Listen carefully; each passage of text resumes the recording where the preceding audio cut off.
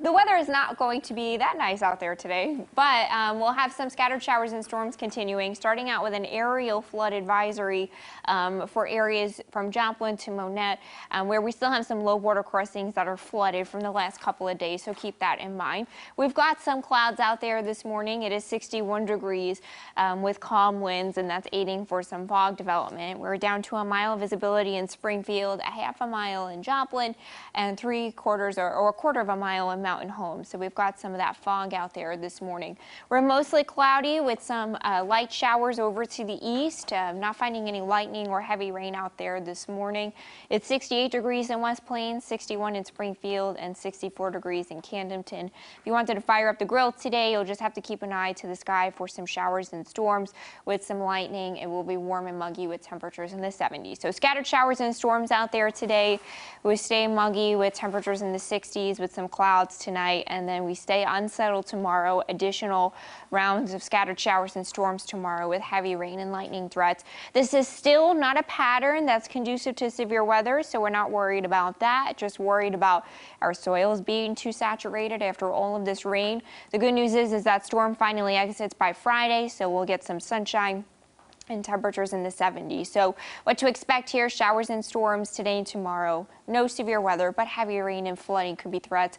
Maybe an additional inch of rain possible through today and tomorrow, which would aggravate any rivers or creeks that are already having problems. Still unsettled today and tomorrow. That storm exits by Friday. Maybe we start out with some clouds, then sunshine in the afternoon. Nice through the weekend, and then warm next week with highs in the 80s. Lauren?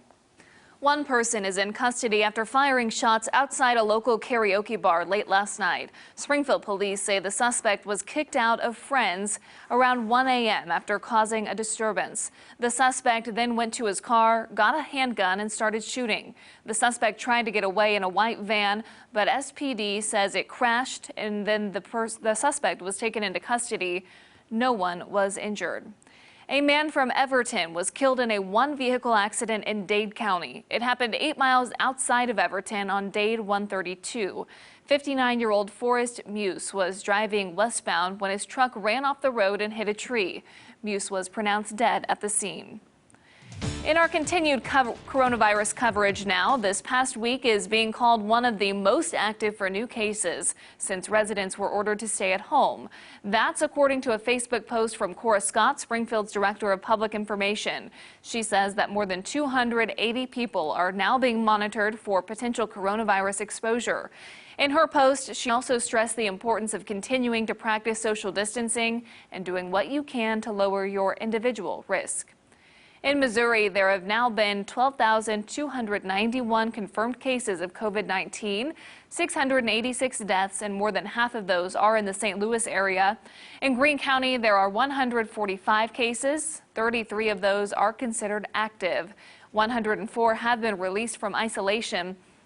More than 8,000 tests have been administered to Greene County residents, and there have been 8 deaths here. In Arkansas, there are more than 1,700 active cases, over 4,000 recoveries, and 119 deaths. In your news around the region, a positive COVID-19 case has paused production at Ford Motor Company's Kansas City assembly plant. The automaker saying it's paused production on the transit side until the facility can be cleaned. Ford is also notifying employees who have been in close contact with the infected employee and ask them to self-quarantine for 2 weeks. An Oklahoma casino is ready to reopen with a few changes. When Riverwind Casino opens next week, all guests and staff will be required to wear masks, and temperatures will be checked before you can go in. Every other chair has been removed to help encourage social distancing, and beverage stands will be closed. The casino is only allowing in 25% capacity. Officials say staff will be continually cleaning, and all employees and vendors will have been tested for COVID-19 before reopening. A major airline won't be flying out of the Fort Smith Regional Airport in Arkansas over the next few months. Delta has suspended its service from the airport until the end of September. Currently, the CARES Act requires airlines to maintain flight, but because of the drastic halt in flyers, because of the pandemic, many airlines like Delta have requested exemptions. Airport representatives say while it's not completely unexpected, it is disappointing. Anyone who's booked with Delta at the Fort Smith Regional Airport should contact the airline directly to make changes. Here's some breaking news overnight in Maryland. An officer in Baltimore is in shock trauma after being injured during an officer-involved shooting late last night. Authorities say the officer was pursuing a suspect during the chase. The suspect shot and hit the officer. No details on where the officer was shot. We'll continue to follow this story and bring you any updates on ozarksfirst.com. Amtrak is asking for additional bailout money in order to continue its services. The National Railroad Company is requesting nearly $1.5 billion from Congress, just a month after receiving $1 billion in emergency funding. Amtrak says it's been devastated by the coronavirus pandemic, claiming its ridership revenue is down 95% since the start of the U.S. outbreak. Without additional funds, Amtrak fears it will have to reduce its schedule and even cancel certain routes. The company also announcing plans to cut up to 20% of its workforce in the coming months. Around the world now, over 2 million South Korean students returned to school this morning in the latest stage of the country's emergence from its coronavirus lockdown. Kindergarten students, 2 lowest grades of elementary school, middle school seniors and second-year high school students went back as part of the second phase of school reopening. Extra precautions were taken, with parents and kids having their temperature checked as they arrived on school premises. Last week, over 400,000 high school seniors returned to school after almost 2 months at home. A suspect in Japan is in custody after a months-long investigation into the deadly anime studio arson last year. The 42-year-old suspect is accused of storming into the studio where about 70 people were working and setting it on fire. 36 people were killed. The fire was Japan's deadliest since 2001. 2 New Zealand hikers survived for more than 18 days in densely forested national park before being found alive today. The hikers were reported missing on May 18th, 5 days after entering the national park. A search helicopter located the pair. Police say it appears they became lost in fog during the first few days of their hike. They decided to stay put and had run out of food by the time they were found. New this morning, as more people seek peace through nature, the USDA Forest Service is reminding you how to do so safely. Color 10's Nija McDonald is here this morning with a message from the Forest Service. Nija, good morning. Well, good morning, Lauren. Whether you're on public land or in your own backyard, time outdoors has never felt more valuable. Now, Wildfire Prevention Program Manager Maureen Brooks says everyone has a role in keeping our safe places safe.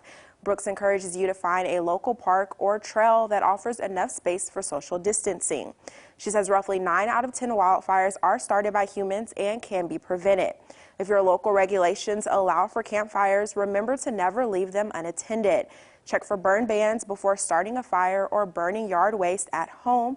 Brooks says to always plan ahead. Ask the facility where you're going, when the peak times are, and to go at the off-peak time. It could be that most people are out after, in the midday, so you want to go early to avoid the large crowd, and vice versa. Well, Brooke says to always plan for alternate locations in case your first choice is busy, as she mentioned, or has too many people. Nija McDonald, thank you. Here's a look at what's coming up after Daybreak. Coming up, we're in Minnesota, where protests turned violent following the death of an unarmed black man after an encounter with police. Plus, we talk with SpaceX CEO Elon Musk about today's historic launch. Coming up on CBS This Morning. And coincidentally, those 2 stories are the top trends on Google right now. The SpaceX launch is a really big deal. That marks the return to space, hopefully for 2 astronauts in a commercial aerospace unit. Yeah, I think they're going to the International Space Station. They're watching out for some storm chances in Cape Canaveral for that the liftoff. Okay, we're also looking scattered stormy back here, right? Yeah, much of like yesterday and the day before. Scattered showers and storms today and tomorrow, finally drying out on Friday. All right, thanks for tuning in to Color 10 Daybreak. We'll see you back here at midday for more news and weather.